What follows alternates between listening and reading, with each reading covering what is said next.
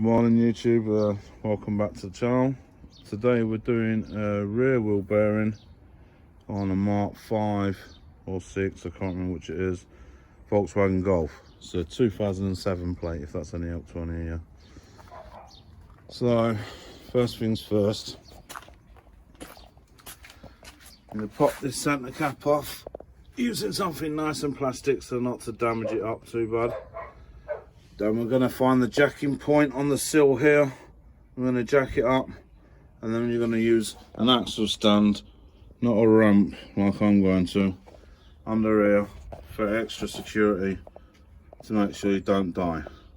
The wheel nuts on these, they're 17mm I believe, and this one's actually got a locking wheel nut. So I'm going to get it undone, jacked up, wheel off, and then we'll see where we're at from there, and I'll bring you back.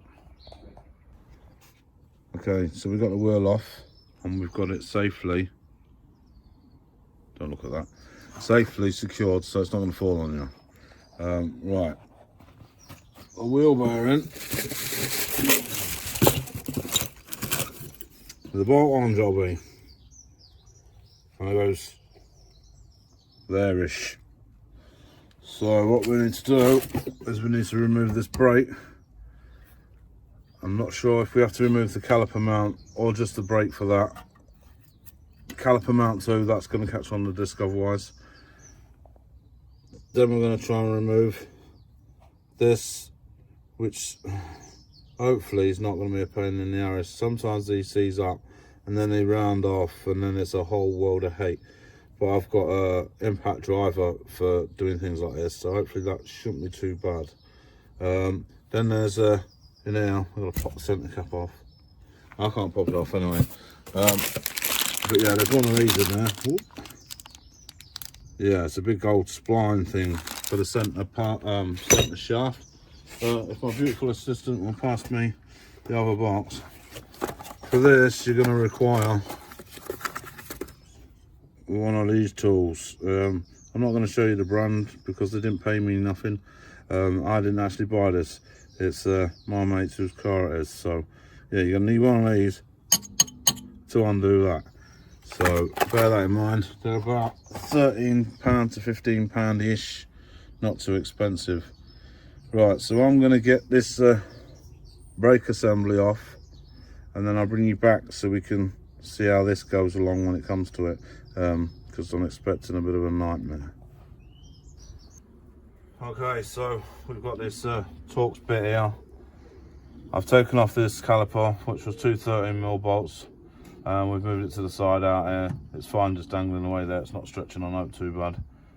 Unsure whether we need to take this caliper mount out at the minute, so we're concentrating on this.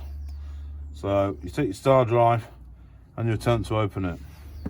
What usually happens is it gets stuck, and then you need to get yourself one of these impact driver. You put your bit in it and you wallop it, and it bangs it, shocks it out basically.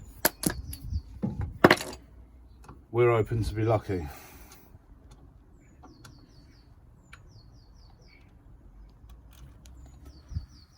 There you go, nice and easy. So a bit of rust on there, but that wasn't too bad. Oh, I'm pleased to announce you don't need to remove the caliper mount, which is nice. Brake disc comes off all lovely jubbly. We're going to stick that to one side and then concentrate on the next bit. Well, now we've got all this exposed, you need to pop this cap off. Use a little screwdriver and an hammer or a little pry bar. Get it between the two bits, tap, tap, tap, tap, tap, tap, and pop it off. Lovely jubbly. You don't need to worry about that. You've got a new one there. Although, I mean, you could reuse it if you want. I can't see no reason why not. Now we've got this dirty grey spline drive here, and that's what that fancy little tool was that was purchased by the owner. Yeah. So we're going to crack that off next. I can't remember what the torque settings was for that. I did actually look it up, but I'm going to crack it off with this. And if this don't work, it'll be the big bar wherever that is, and nothing defeats, oh here we are, nothing defeats the big bar. So I'm gonna get that cracked off and then we'll see you in a minute. Right, so once you've got all your stuff off and you've got the centre bolt out, which ended up needing the big bar, to be fair, the Chinese and Winnie gun couldn't manage it, get that out and expect a bit of aggro with this. Now I already did just grab this, so I know this one's gonna literally fall off, which is absolutely mint, because everything on this car so far has been a nightmare. So it's now a case of putting it back together again. Can I have the new bearing? 1 second, just waiting for my beautiful assistant. Alright, the new one comes with like a protector balls on the back. We don't need that. Let's check this one.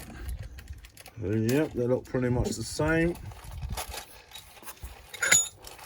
See if she goes on.